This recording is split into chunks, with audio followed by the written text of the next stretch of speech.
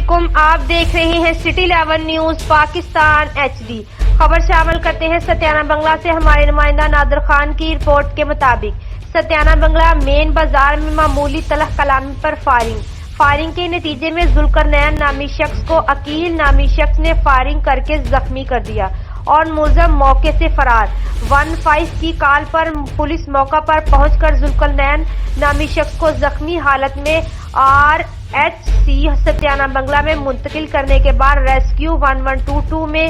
فیصلہ آباد منتقل کر دیا۔ اس حوالے سے ہمارے نمائندہ نادر خان ہمیں اپڈیٹ کر رہے ہیں۔ جی نادر خان، مزید تفصیلات سے آگاہ کریں۔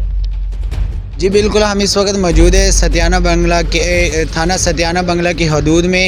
جہاں پہ مسلح افراد نے ایک لڑکے پر قاتلانہ حملہ کیا ہے، تو ان سے جانتے ہیں کہ یہ واقعہ کیسے پیش آیا۔ جی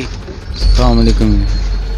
سر، میری جو پھپھو کے بیٹے تھے ان کا انہوں نے بازو توڑا ہوا تھا،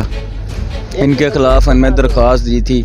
بس اسی سلسلے کو انہوں نے ذہن میں رکھ کر آج تقریباً 7:15 بجے جب میں آفس سے آیا ہوں تو باہر نکلا ہوں تو مسلح 6 افراد آئے ہیں، انہوں نے مجھ پہ قاتلانہ حملہ کیا ہے اور میری ٹانگ پہ فائر لگے ہیں، میری ٹانگ کی ہڈی ڈیمیج ہو گئی ہے، ٹوٹ گئی ہے۔ تو سر میں فٹ بال کا کھلاڑی ہوں، میں اب کھیل بھی نہیں سکتا، میں کیا کروں، میں اپنی جاب بھی نہیں کر سکتا، جاب کے لیے بھی، اور میں چلنے پھرنے سے بھی فارغ ہو گیا ہوں۔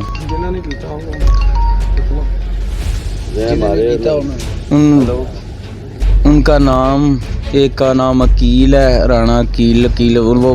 کافی بدماش ہے، یہاں پہ لڑکوں کو مارتا پھرتا ہے۔